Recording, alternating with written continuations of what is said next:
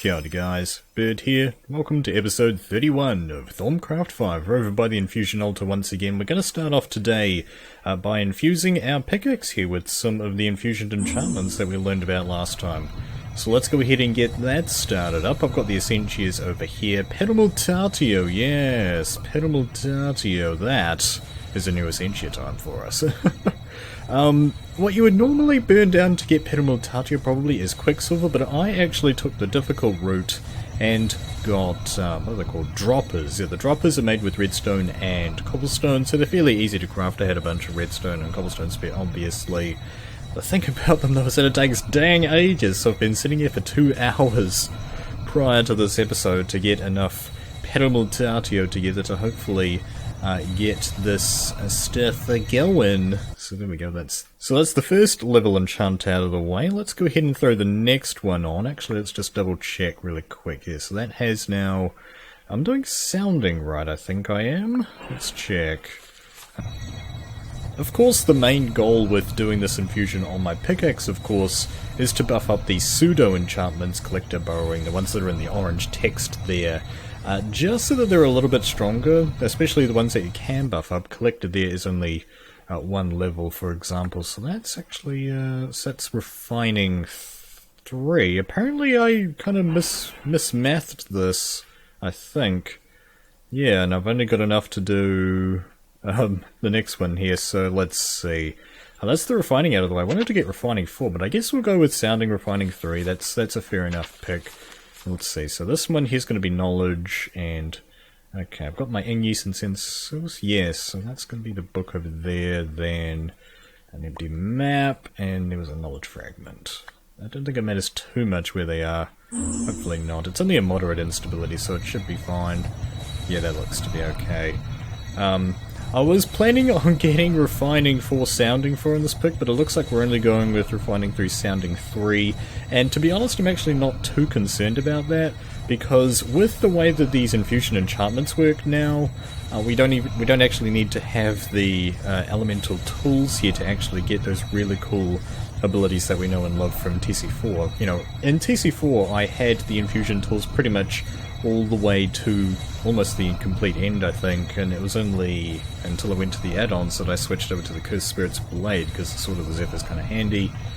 But yeah, with this new system, now what we can do is, this is not the be-all end-all tool, is what I'm trying to say. Goodness gravy, that was a long-winded way of saying that yes, there will be a better pick than this that we will get sometime in the future, so yeah, I'm not too concerned about not buffing this all the way up, and I think I had enough Essentia. I just need a little bit more. I could actually, yeah, I think I probably have enough Essentia to go up to Refining 4, Sounding 4 if I really wanted to here, but yeah, I've just kind of explained that we don't really need to, and it's probably just going to end up being a waste of Essentia anyway. And through the power of video editing, we are now at the end of our infusions here with Super Duper Mega Flooper Sounding 4, Refining 3. That is pretty sweet. I could get Refining 4. I'm just going to spend that whole time talking about how I don't really need to do that because it's a little bit too much of a waste. I'll go ahead and clean those Essentia jars up later, because today, what we're going to do to start the episode off here is go ahead and open the Thaumonomicon and research something that perhaps we should have gotten quite some time ago. I am, of course, talking about the Infernal Furnace. This is one of the greatest items in Thaumcraft. It's one of the things that's going to carry us way to the end and then some, hint hint. But yeah, we're going to go ahead and get our research note and paper to start this off. Let's go ahead and pick those up. It is a Forbidden Knowledge Miner, so we will pick up a little bit of warp from this, but I think we'll be okay. So it's got that red thingy for Ingis. We also have Aurum Fabrico and Metallum in here. Let's go ahead and get started. So we have Metallum down here, which means we can't use Instrumentum over here if we don't want to. Potentia, maybe? I think we'll just end up going maybe Ire. Yeah, it's kind of crazy here, because I'm thinking of going, let's go Instrumentum, I guess.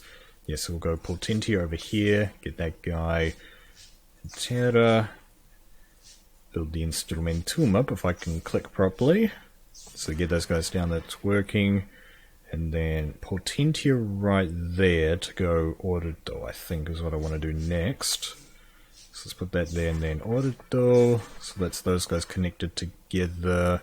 We're already using Metallum, so we will have to go something like...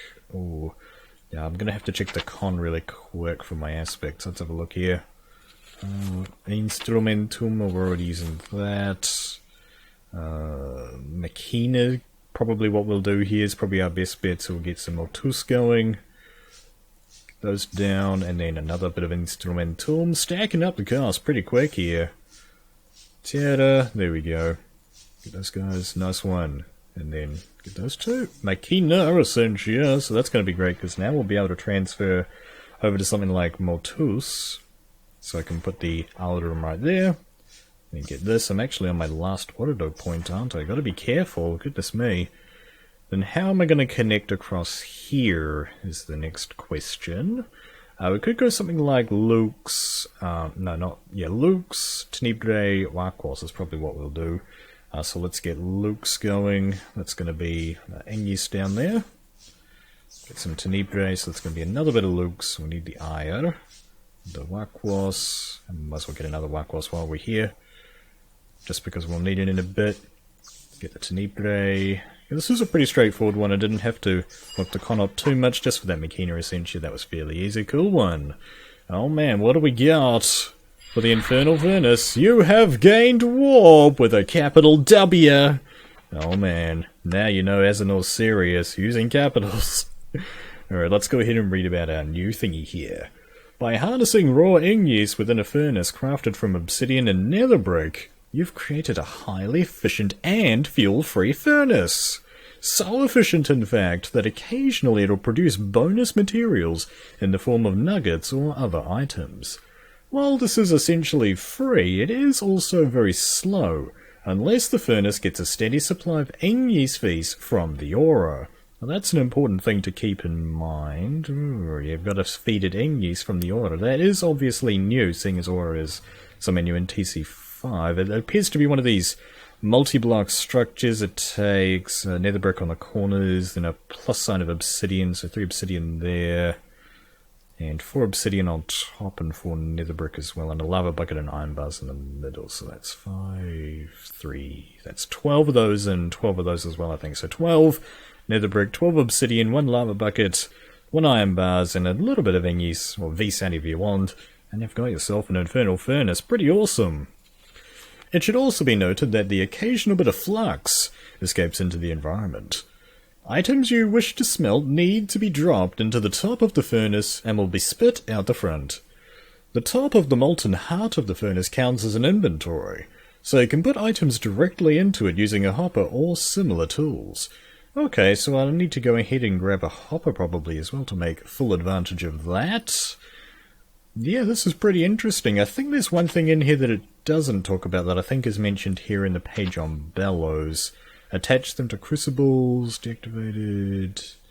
Here we go. They can also be attached to furnaces or Essentia smelteries to increase their speed. So this applies to the Infernal Furnace as well. And actually, I'm not sure if you guys have seen, but I actually threw a couple of bellows onto the back of my furnaces here, and this really helps out. Not only to make it go a little bit faster, but to save fuel as well when you're cooking stuff in there. It's a little bit more efficient, which is pretty cool.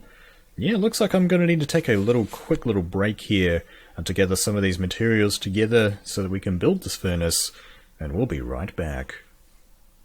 Welcome back, folks. I'm here on top of the hill just above our little mining hut down there, and I've found a really nice place that I want to build the furnace. I think this is going to be a fairly important spot moving forward in the series. At least it's kind of in a nice spot, because I'm thinking of eventually building some kind of wizardy tower sort of thing over there, and then we'll have some kind of main road coming along here, and then I've just marked out with some torches here that will eventually throw some kind of bridge in here and have a river underneath. I think I've talked about this before in previous episodes, I'm not sure. That all still needs to happen though, but that's the plan for the build at the moment. Yeah, so I've got this area set up here, and I've kind of decorated the ground already. Let's go ahead and get these guys down. Oh, I didn't actually get the arcane bellows really quick, did I?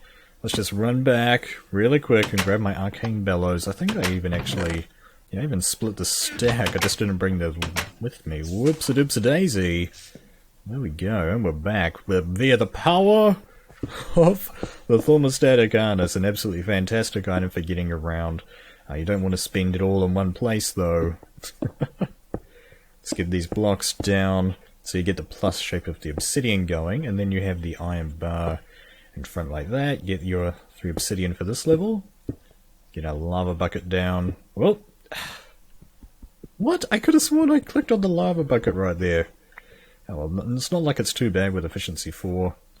Alright, let's get that there. Throw the last 4 obsidian on. And get a nether brick going. I did not get a hopper, did I? I could have gotten a hopper as well if I was thinking properly. Alright, so that is the general shape. It looks pretty awesome all on its own. But when you go ahead and right-click it... oh, yeah, look at that evil stare right there. The fire and the evil red eyes. That is pretty sweet.